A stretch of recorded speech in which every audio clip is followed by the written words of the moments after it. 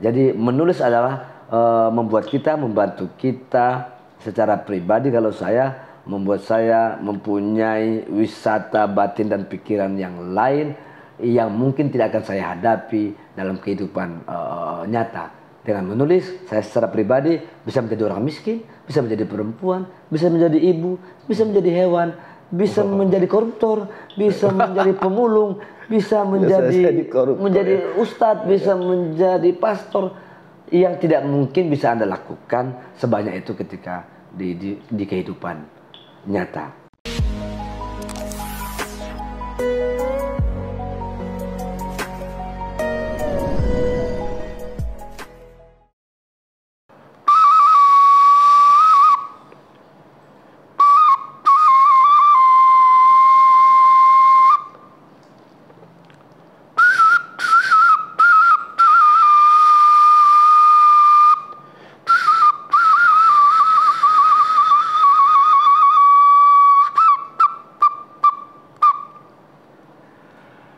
Assalamualaikum warahmatullahi wabarakatuh. Salam seni budaya Indonesia. Horas, majua-jua, anjua-jua, ahoy, yahobu, oi dusana. Salam pehaba, kulon won tabi. Pemirsa dimanapun Anda berada, berjumpa lagi dengan kami dalam kru produksi Mimbar Budaya, Mimbar TV, Koran Mimbar Umum. Semoga kita semua tetap diberikan kesehatan dan keselamatan sehingga kita bisa beraktivitas sehari-hari. Amin ya rabbal alamin. Ya, bagaimana pemirsa? Cuaca di Medan saat ini sering diguyur hujan.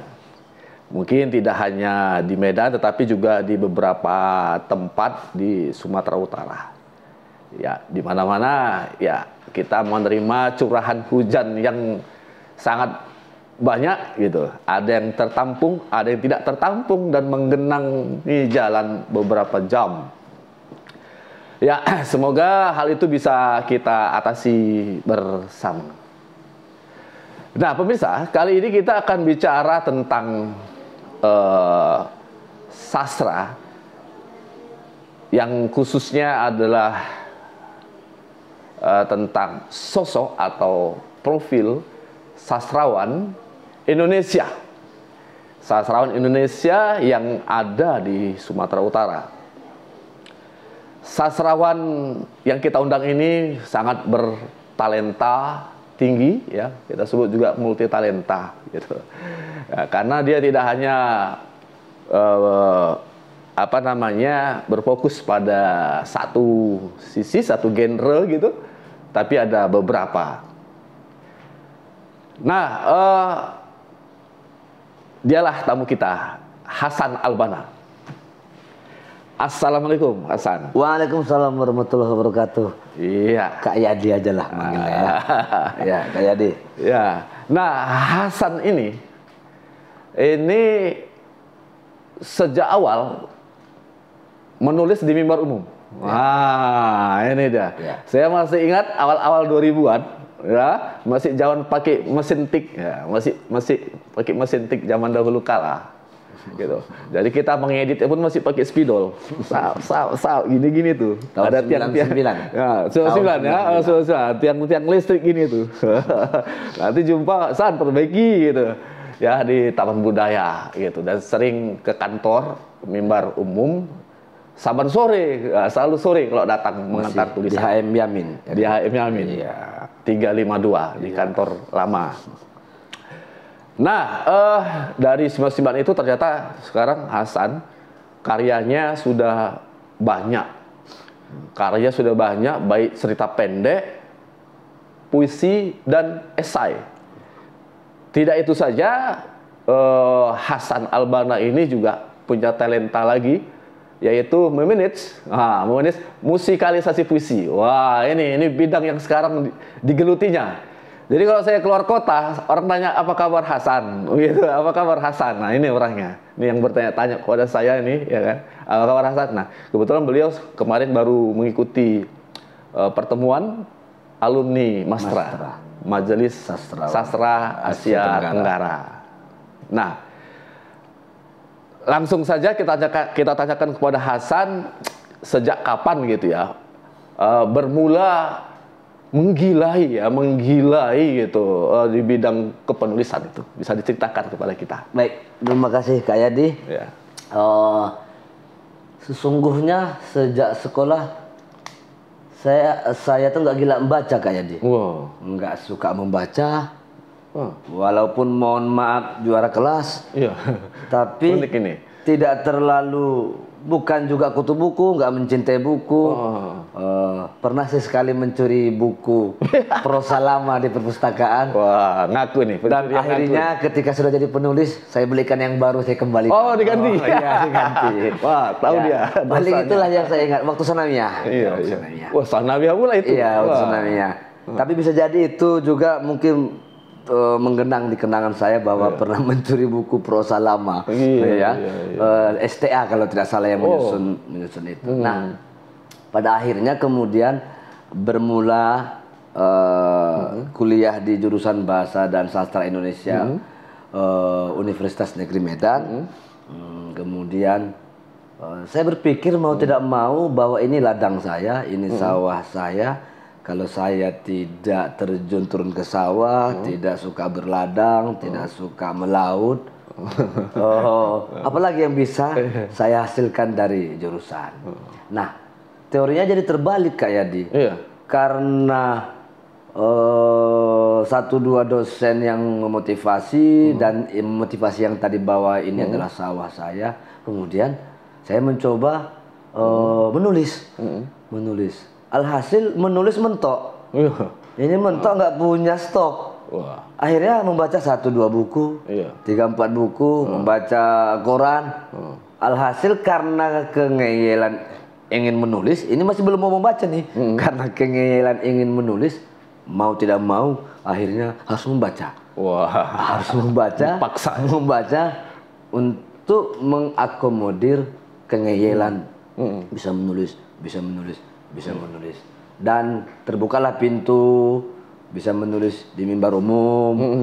Terbukalah, saya ingat bukan mengatakan mimbar umum juga misalnya koran yang gampang ditembus, tidak kan, tapi mimbar umum dan waspadalah koran yang tertua di Sumatera Utara. Kemudian mencoba di mimbar umum dan tidak mikiri honor, tidak mikir apa-apa.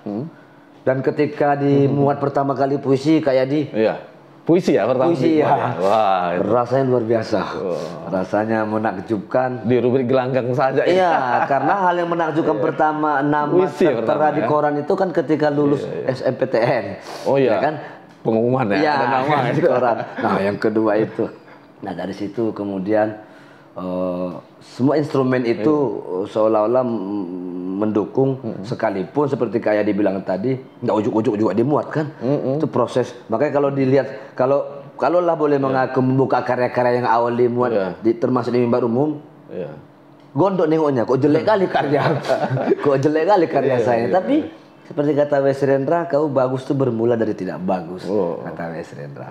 Itu dia kayak di awalnya. Nah, kalau masih ingat kira-kira apalah karya yang pertama kali lah yang muat baik di, kalau masih ingat apakah di mimbar umum ataukah di Horizon dan di Kompas gitu, atau di koran Tempo juga. Kalau masih ingat. Kalau di mimbar umum itu puisi, kalau tidak salah. Itu kan mahasiswa kan keren-kerennya mengkritik Jakarta. Sampai sekarang kan kritik Jakarta itu. Mungkin karena takjub dengan Bang Fikar Weda baca puisi tentang seperti Belanda. Seperti itu. Belanda. Jadi ini pastilah sekitar kita pasti menginspirasi. Karya siapapun pastilah menginspirasi ketika kita kagum tentang Jakarta di mimbar umum tahun 99. Dan saya beli korannya di Simpang Limun. Saya masih ingat beli koran pertama. Masih cari kios di sana ya? Iya itu. Di Horizon malah yang pertama dibuat itu cerpen. Cerpen ya. Rabiah. Rabiah. Wah, keren itu. Rabiah yang kemudian banyak atau beberapa teman-teman teater juga menjadikannya monolog. Tapi sebenarnya itu terinspirasi juga dari bacaan terhadap Perempuan di Titik Nol sebenarnya. Oh. Ya, inspirasinya ya, cara kerjanya. Cuman kontennya tentang TKI, perempuan TKI, Iya, TKI ya. yang akhirnya dihukum mati di Malaysia. TKI di Malaysia. Ya, ya. Nah, kalau di Kompas itu Parompa Sadun, kiriman ibu. 2005. Apa tuh? Parompa Sadun. Parompa Sadun, Kiriman ibu. kiriman ibu. Ya, ya. Apa itu? Tentang apa itu? Jadi Parompa Sadun itu kan Kak Yadi, dalam adat Batak Angkola, Ya. adalah kain gendongan yang bermotif ulos. Kalau si cucu lahir, si neneknya itu pasti menempah kain panjang atau kain gendong yang bermotif ulos itu lengkap dengan nama si cucu. Oh, gitu kain gendongnya ya. Jadi sekarang si cucu ini orang yang ditunggu-tunggu dan neneknya pingin si cucu ini laki-laki. Belum lahir pun dia sudah tempah duluan. Sudah tempah selendang. Nama ya. Jadi belum lahir rupanya nama laki-laki karena dia tidak punya anak laki-laki. Nah, ditempahnya nama ini, kemudian yang lahir perempuan. Iya. Wah, jadi yang lahir perempuan di namanya itu kan. pokoknya harus nama itu. Jadi si anak perempuannya inilah yang dilema. Nanti ditolak, ibu sudah sangat ingin namanya laki-laki, tidak ditolak ini anak perempuan. Itulah konflik batin antara si ibu, si anak yang melahirkan dengan keinginan neneknya. Kalau dalam Batak memang laki-laki itu harus dilahirkan untuk meneruskan marga katanya. Iya.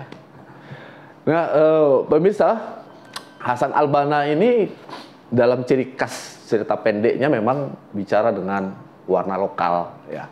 Itu mungkin ciri khas beliau ya.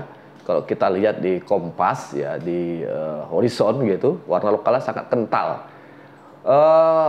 Karya-karya warna lokal ini untuk Sumatera Utara ini memang langka ya, jarang gitu. Mungkin yang pernah kita baca itu karya Pak Bokor Hutasuhud ya, itu warna lokalnya sangat kental gitu ya.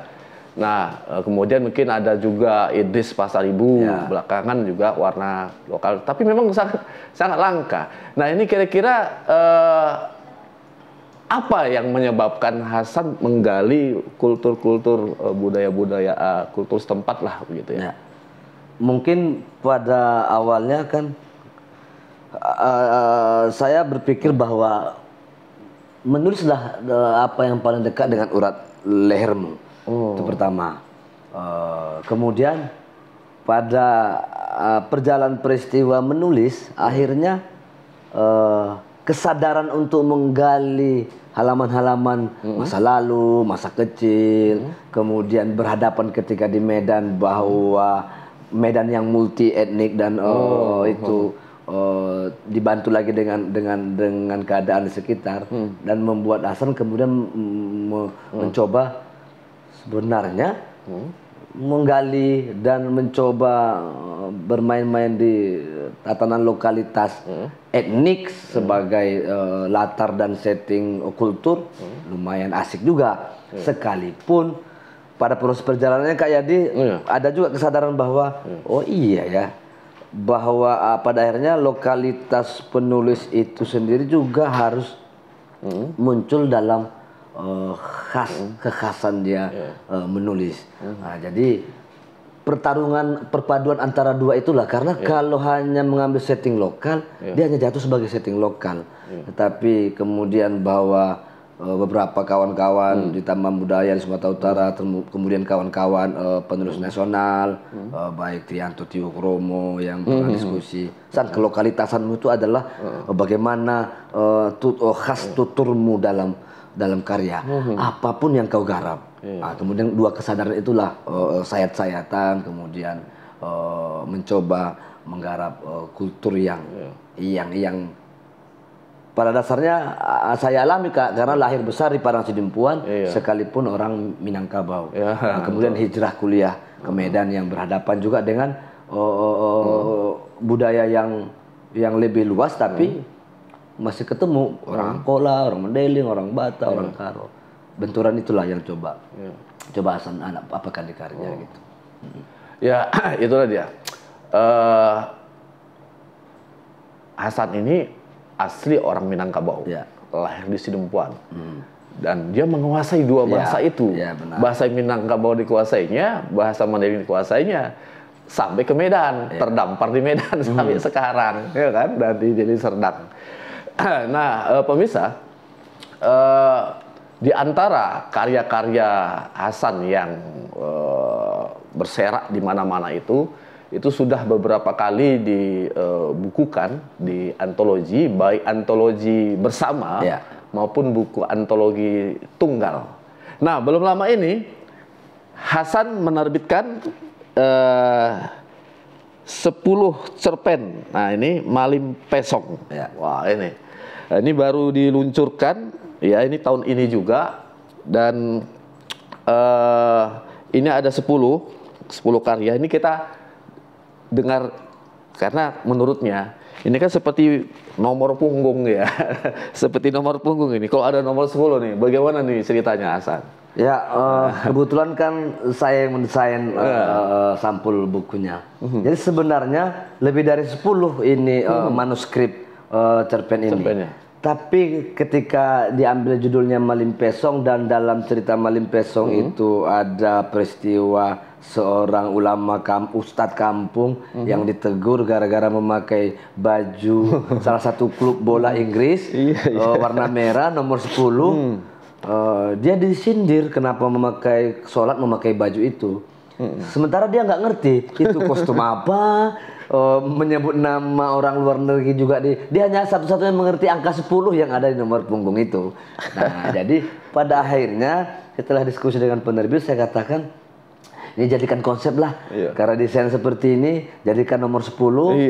Karena Malim Pesong itu juga pernah dibacakan di Salihara, dan orang-orang banyak mengatakan ini kalau buat baju San bagus juga nih Malim Pesong nomor 10 gitu. Nah, maka pada akhirnya saya tunaikan saja jadinya. Udah, gara-gara konsep untuk nomor punggung 10 ini, dah yang cerpen yang lainnya dibuang dulu, dipilih 10, jadilah Malim Pesong ini. Gitu. Kalau ide gagasan konsep kenapa jadi desainnya dan kenapa harus jadi 10 cerpen.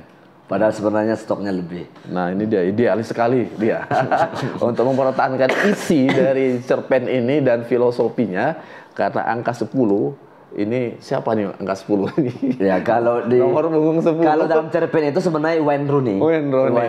Dia memakai baju itu. Seperti penggemar MU. Tapi dia disindir kenapa harus pakai baju bola. Dia tidak terima karena bagi dia sembahyang pakai baju bola ya. Dia mengatakan bahwa inilah baju terbaik yang aku miliki di rumah. Yang lain mungkin koyak, yang lain mungkin sudah buram. Toh juga kalau memang orang khusyuk, kalau memang orang tidak khusyuk, kasih Malim Pesong ini melihat sajadah aja dia bisa tidak itu melihat sajadah. Lihat masjid apa mereknya? Dia akan mengatakan tiangnya besar ya, ini kok kubahnya segini ya. Nah, jadi pada hakikatnya kekhusukan itu adalah bukan tentang apa yang dilihat, tapi itu nasihat sih. Malim Pesong, ini dia filosofi dari Malim Pesong ini. Ini makanya diangkat menjadi sampul ya, judul ya. Dan judul sekalian. Nah, di antara 10 karya ini, Hasan, kira-kira yang mana lah yang menurut Hasan paling apalah gitu, yang berkesan gitu, cerpen-cerpennya ini? Pada hakikatnya seluruh karya kan sama seperti anak-anak kita kan, Kak Yadi, nggak boleh kita pilih. Tapi kalau lah boleh kita memilih yang bungsu dan sulung, ya mungkin Malim Pesong. Walaupun bukan yang pertama kali dimuat di koran Tempo, tapi mungkin ini pernah diterjemahkan ke bahasa asing. Karena karena diundang Gunawan Muhammad membacakannya di Salihara ya? Di Salihara. Jadi saya merasa bahwa ini lumayan, judul ini jadinya lebih berpengalaman untuk dibuat menjadi sampul. Walaupun sebenarnya judul-judul yang lain juga banyak sih yang menarik. Rata-rata sih ini yang dimuat di koran Tempo. Hampir semua dimuat di koran Tempo kecuali 2 cerpen belum pernah dipublikasikan. Oh, ada juga yang belum pernah dipublikasikan? Ada. Sayang sekali nih. Nah, Ya, pemirsa, ini merupakan buku yang kedua ya, San ya? Untuk tunggal buku yang kedua. Yang kedua ya, tunggal. Yang pertama Sampan. Sampan Julaiha. Nah, itu ada berapa cerpen di Sampan Itu malah Julaiha? ada 15 cerpen. Wah, itu dia. 15 cerpen. Ya, itu rata-rata yang dimuat di Kompas dan di Horizon. Horizon ya. Horizon. Oke. Ada juga Satu Suara Merdeka. Oh, begitu. Ya. Oh, yang ini rata-rata dari Di Koran Tempo dan Jawa Pos. Jawa Pos. Wah, ini berarti bisa juga di launching di Koran Tempo. Gitu ya. Nah, selain Hasan menulis, ya kan? Nah, Hasan juga belakangan menggeluti musikalisasi puisi. Nah, ini adalah contoh album ya. Contoh album yang sudah sebagian besar sudah ditampilkan. Entah di mana-mana ditampilkan dan ini didokumentasikan dalam bentuk kaset. Nah, untuk itu pemirsa, kita lihat dulu sampel salah satu musikalisasi puisi yang digarap oleh Hasan. Kita saksikan.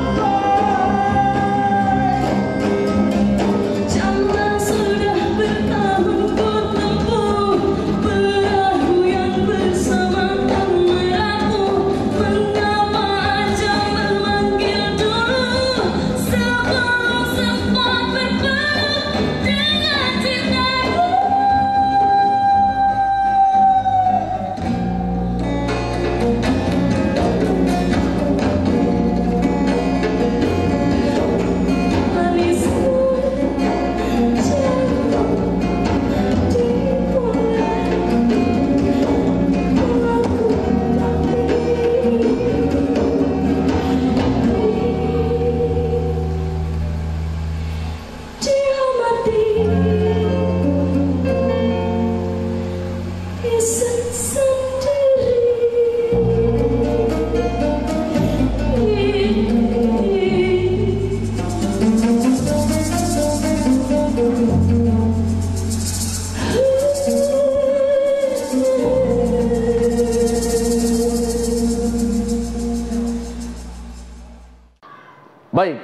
pemirsa. Nah, bagaimana tayangan musikalisasi puisi tadi ya? Kita sekarang cerita kepada Hasan tentang sekarang dia berjibaku lah di musikalisasi puisi ini. Apa yang menyebabkan Hasan terus ya dari menulis kemudian banting setir juga atau nyambi gitu ya, menekuni dunia musikalisasi puisi? Iya, pertama memang dari dulu kan kita kayak baik di teater LKK Unimed, di teater generasi dulu kita di Taman Budaya, dengan kawan-kawan Taman Budaya. Kan kesenangan kita memang memperpanjang usia karya sastra ya. Kalau naskah drama sudah jelas pasti kita pentaskan, cerpen dibacakan. Puisi ini kan lumayan menjadi produk sastra yang lumayan bukan mudah sih, bervariasi untuk diwali-wahanakan. Bisa visualisasi, bisa dramatisasi, musikalisasi. Nah, kemudian jumpalah ketika tugas di Balai Bahasa Sumatera Utara yang juga harus mengurusi musikalisasi puisi. Jadi perpaduan dari ya memang senang dengan sastra, senang dengan puisi, dapat tugas yang harus mengurusi musikalisasi puisi. Jadilah kemudian saya berpikir bagi saya ini menulis juga. Menulis itu kan memproduksi. Bagi saya musikalisasi puisi itu juga bagian dari merawat kesastraan kita secara pribadi ataupun secara universal bersama komunitas lah. Ya, pada akhirnya festival tahunan yang rutin membuat kita Sumatera Utara lumayan sering membuat kegiatan-kegiatan musikalisasi puisi, apalagi Kompi pusat, Kompi daerah juga mempunyai wadah yang ruang yang cukup untuk menunaikan ini. Dan kita sadar atau tidak sadar, setuju atau tidak setuju, musikalisasi puisi menjadi mohon maaf termasuk lebih top ketimbang visual atau dramatisasi yang di awal-awal dulu sebenarnya kita lakukan. Mungkin ini bersebab karena memang lagu adalah produk kesenian paling universal yang bisa dinikmati orang. Bahkan anak-anak kita sekarang menikmati Korea walaupun nggak ngerti. Menikmati. Kalau ditanyakan orang ngerti nggak? Tapi kok mungkin itu juga menurut saya kayak jadi. Tantangannya kira-kira mana yang lebih sulit dalam mengolah musik puisi dengan menulis karya sastra misalnya? Yang lebih lebih berat tantangannya? Kalau karya sastra kan kayak kita menghidupkan segala kepekaan panca indera untuk kemudian dirumuskan secara sendiri dalam karya sastra, sama seperti pelukis lah ya.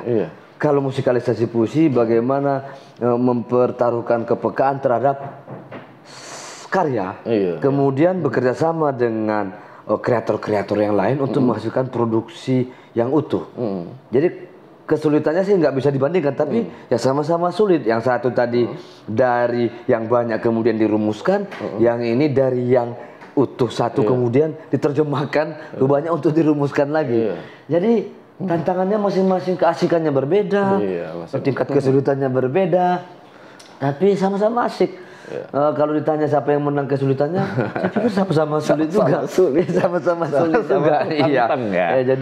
Jadi tidak bisa dipisahkan, tidak bisa dicari mana yang paling sulit. Tapi kalau diuraikan bahwa kesulitan masing-masing, ya tadi yang saya uraikan tadi, asiknya berbeda, asiknya enak buat ketagihan sebenarnya mau menulis sulit tapi mengasihkan gitu ya. Yang menantang itu yang enak gitu ya. Nah, pemirsa memang karya-karya Hasan ini dia berelaborasi dengan tim-timnya dan dipercaya oleh instansi Balai Bahasa Sumatera Utara dan beberapa kali meraih juara, ya. juara nasional gitu ya, juara nasional. Dan kemarin tahun 2022 juga, ya alhamdulillah Sumatera Utara meraih juara juga, juara nasional juga. Yang tempo hari pembinanya kita ajak ke sini juga, Bu Novianti. Ibu Novianti, kita ajak, kita beri mintakan masukannya gitu, apa kiat-kiatnya. Nah, alhamdulillah dia sudah memberikan kiat-kiatnya.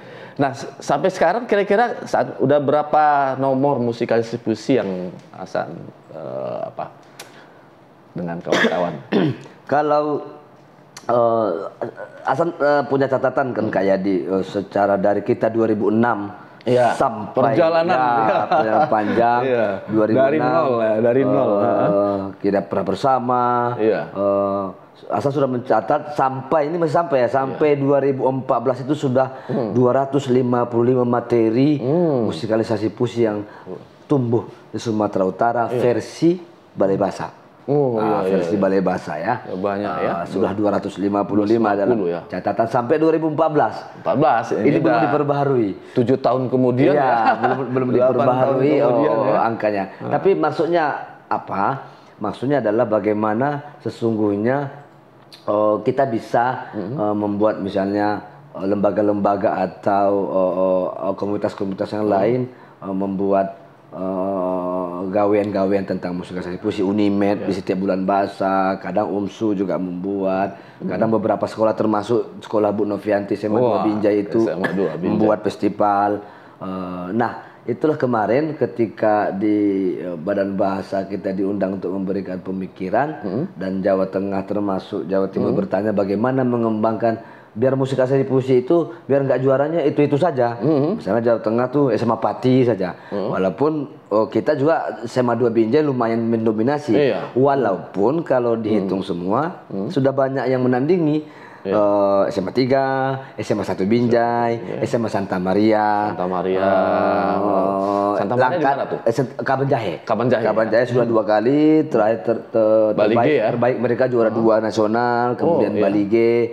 Nah, kita menjadi percontohan bahwa bagaimana Sumut, saya bilang kita nggak mau ngurusi Binjai lagi karena udah hebat, karena udah ada sistemnya. Jadi malah kita minta tolong sama Binjai sama SMA 2, ayolah sebarkan ini, bantulah Balai Bahasa untuk menyebarkan ini. Jadi Binjai itu nggak usah di workshopi lagi lah, nggak usah dikasih bengkel lah. Seharusnya Binjai punya tugas berbagi ilmu kepada sekolah-sekolah yang lain. Karena Balai Bahasa juga nggak sanggup kan 1 tahun itu bisa keliling.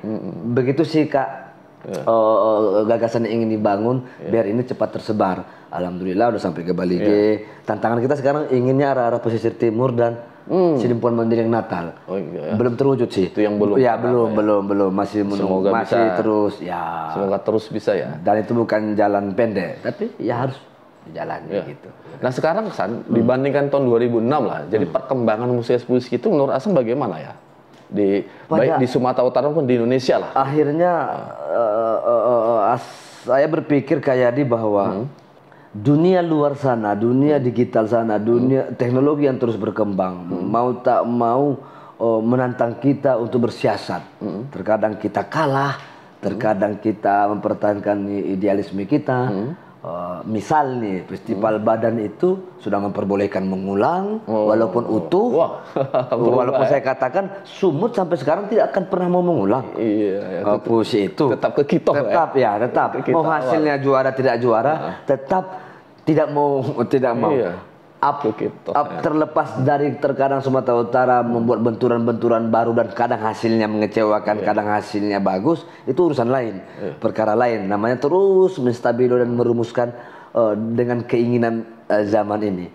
Karena pernah suatu kali di Badan itu narasumbernya mengatakan bahwa bagaimana bagaimana misalnya karya-karya anak-anak tidak lebih dari 5 menit karena telinga manusia. 5 menit, itu urusan tidak lebih dari 5 menit ya. Tidak lebih dari 5 menit karena yang mau tidak mau puisinya harus tidak terlalu panjang.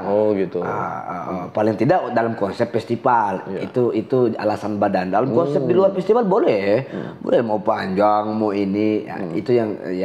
Nah, perkembangannya luar biasa Kak. Orang lagu-lagu sekarang pun indie-indie itu anak-anak katakanlah mereka ini generasi senja katanya yang mau tidak mau kita punya tawar menawar juga dengan mereka. Mungkin agak ekstrim ya mengambil percontohan bagaimana dulu Wali Songo harus mengenalkan Islam dengan budaya, walaupun di sisi yang lain di sisi yang lain mengatakan oh itu nggak betul juga, tapi ketimbang Islam nggak masuk ke sini mendingan tetap harus jadi pertahankan budaya siar masuk ya. Saya merasa dalam teori seperti ini analogi-analogi seperti itu ada. Kadang kita merasa di sisi ini kita kalah, di sisi ini kita kayak luput, tapi kita sadar, tapi ingin terus bagaimana masuk ke sistem ini untuk terus. Nah, paling tidak Sumatera Utara masih terus mencontohkan bahwa tidak mau mengulang. Alasannya kenapa? Karena memang baca puisi juga nggak boleh diulang. Lomba baca puisi juga dasar saya gitu aja. Nah kemudian dikatakanlah kan puisinya pendek Mas Hasan, makanya harus diulang. Makanya jangan buat puisi pendek. Carilah puisi yang kira-kira bisa 5 menit. Tapi itu masih berlangsung. Tapi paling tidak Sumatera Utara tetap ingin bertahan bahwa kita belum melanggar batangan besar dari musikalisasi puisi itu konsep sebagaimana yang dikonsepkan sejak awal yang dibangun oleh Badan Bahasa. Karena pemirsa, musikalisasi puisi ini terkenal atau dikenal di kalangan dunia pendidikan itu memang tidak terlepas dari peran Badan Pengembangan dan Pembinaan Bahasa yang dulu namanya Pusat Bahasa. Memang Pusat Bahasa inilah yang menyemarakkan, yang menggerakkan, yang menggelorakan musik puisi di Indonesia dan paling istiqomah. Paling istiqomah ya. Nah, tetap ya rutin seperti itu ya. Alhamdulillah itu terus dijaga ya Hasan ya. Nah, pemirsa, selain sastra dan musik puisi, ini sebetulnya Hasannya awalnya ini dia di berteater ini. Iya, betul. Prestasinya juga tingkat nasional ini. Nah, sekarang bagaimana teaternya? Apakah berhenti atau bagaimana gara-gara nulis sastra dan musikalisasi ini? Terkadang masalah prioritas itu kan Kak Yadi terlalu cemen juga kalau saya jawab mengalir seperti air, karena air pun mengalir kalau kena batu ya dia berubah arah juga kan. Ya, awalnya memang di teater LKK, kemudian masuk teater generasi. Pada akhirnya segala unsur kesenian ini memberi peluang Hasan untuk mempunyai variasi yang pada akhirnya membuat ketika jenuh di sini dalam tanda petik bisa memulai ini. Atau bahasa kerennya gini, tidak semua ide bisa kau puisikan, maka tulislah dalam bentuk esai. Tidak semua ide bisa kau esaikan, ada peluang lain cerpen, ada peluang lain naskah drama. Itu membuat Hasan menjadi terlepas kemudian mana yang lebih mendominasi, itu alam bisawab. Nah, bocoran ini tahun 2002 dia ini meraih juara 1 ini, mewakili Unimed ya, Sumatera Utara dalam Eksiminas Pekan Seni Mahasiswa Nasional. Naskah apa ya? Penjajah Kereta Sorong. Diterjemahkan oleh Taguan Harjo ya, guru kita yang Taguan Harjo komikus. Orang mimbar umum juga. Iya, orang mimbar umum.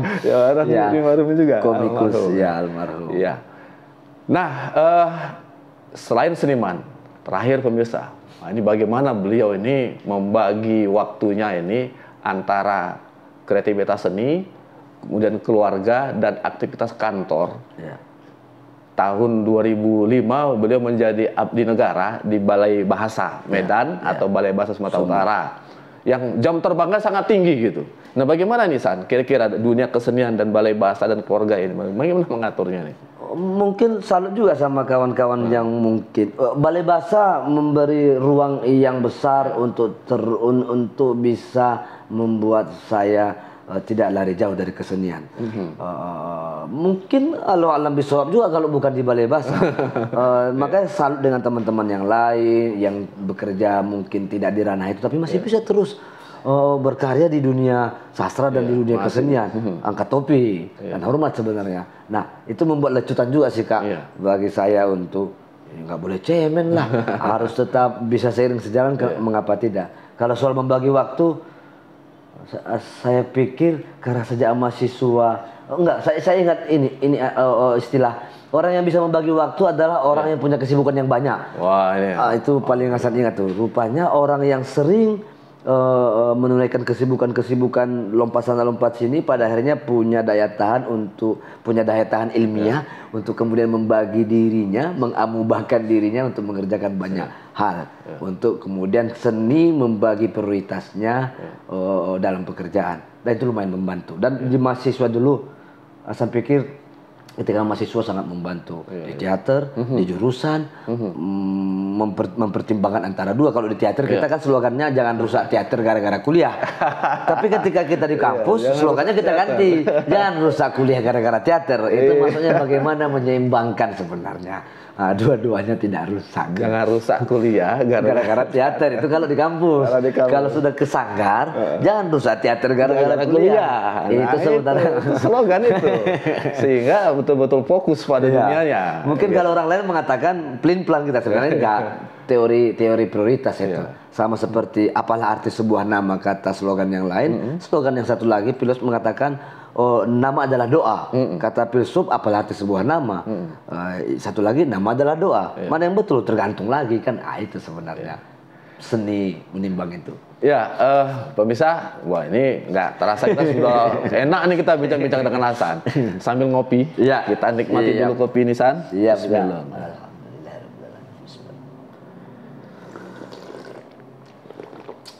Kopi ini memang kuliner internasional ya, di mana-mana ada nih. Hasan suka kopi apa? Arabica atau Robusta? Dua-dua suka kayak di. Cuma kalau ditanya lebih menikmati Robusta. Arabica tuh ringan kali rasanya. Cuma mungkin karena juga lambung bagus, jadi Robusta itu. Dia ini memang suka nongkrong di kafe, dia punya kafe di pancing ya, makanya saya pancing kopi mana yang paling. Nah kemudian ini Salak, San, ini juga kuliner khas kita Sumatera Utara. Ya, sebagaimana juga Hasan dari kota asalnya Sidempuan, Kota Salak. Kota Salak ya. Apa? Salak Sibakua. Dan lagunya juga ada. Iya, nih dari sana dia. Nah, San, sebelum kita menutup acara ini, kira-kira Hasan menyampaikan apalah gitu kepada pemirsa tentang bagaimana sih menggerakkan sastra ini, mungkin apakah dari generasi muda atau apa begitu supaya bisa mengikuti jejak Hasan lah. Gitu. Silakan, San. Bagi kawan-kawan mungkin tidak ada kata terlambat, mau bagi yang muda, mau bagi yang tua ya kan, kayak di bahwa apapun profesimu, menulislah karena mungkin dalam agama yang saya anut, ikro yang ditujukan kepada Rasul itu sesungguhnya bukan hanya membaca, tetapi membacalah, tafsirkanlah, carilah maknanya, tunaikan dalam kehidupanmu. Itulah produktivitas menulis. Jadi pada hakikatnya sesungguhnya kita ini menulis sejak pikiran. Ini hanya persoalan bagaimana kemudian sayang kalau tidak diwujudkan dalam bentuk karya, dalam bentuk teks sejauh ini. Apalagi dunia digital sangat memberi ruang yang besar untuk kita menulis. Apapun hasilnya, apapun kualitasnya, biar publik yang menilai itu. Karena karya menurut saya usianya lebih panjang ketimbang penulisnya sendiri. Ketika penulisnya sudah mati, karya itu akan tetap hidup. Mungkin sampai kiamat baru selesailah semua. Jadi menulis adalah membantu kita secara pribadi. Kalau saya membuat saya mempunyai wisata batin dan pikiran yang lain yang mungkin tidak akan saya hadapi dalam kehidupan nyata. Dengan menulis, saya secara pribadi bisa menjadi orang miskin, bisa menjadi perempuan, bisa menjadi ibu, bisa menjadi hewan, bisa menjadi koruptor, bisa menjadi pemulung, bisa menjadi ustadz, bisa menjadi pastor, yang tidak mungkin bisa Anda lakukan sebanyak itu ketika di kehidupan nyata. Menulislah. Terima kasih, Kak Yadi. Ya, Hasan. Maka kata kuncinya, dengan menulis, aku ada. Aku berpikir, maka aku ada. Dengan menulis, maka aku ada. Itulah moto slogan di bidang kepenulisan. Pemirsa, demikian bincang-bincang kita, bincang-bincang budaya kita. dengan sastrawan Indonesia yang ada di Sumatera Utara, yaitu Hasan Albana. Hasan Albana ini merupakan ya termasuk keluarga besar Mimbar Umum juga lah, karena sejak awal di Mimbar Umum, lahir dari Mimbar Umum dan sampai sekarang dia masih terus bersama Mimbar Umum. Kali ini kita culik dia kemari. Nah, demikian pemirsa, sampai bertemu pada edisi berikutnya. Tim kerabat kerja Mimbar TV, Mimbar Umum, pemimpin umum Bapak Muhammad Hasbi Alfons Lubis, penanggung jawab Bapak Jalaluddin, pemimpin redaksi Bapak Ngatirin, teknisi Jaim Jaki dan Rizky. Saya selaku pengampu pembawa acara Suyadisan mengucapkan terima kasih kepada pemirsa semua dan kepada Hasan Albana yang berhadir sebagai tamu kita pada hari ini. Salam sehat selalu. Salam seni budaya Indonesia. Horas, majua-jua, enjua-jua. Ahoy, oi di sana, yaho bu. Kulo nuwun, salam pehabat, tabi. Assalamualaikum warahmatullahi wabarakatuh. Waalaikumsalam warahmatullahi wabarakatuh. Ini juga Kak. Oh ya. Wah, ini pemirsa, dapat buku kita. Terima kasih, San. Sama-sama.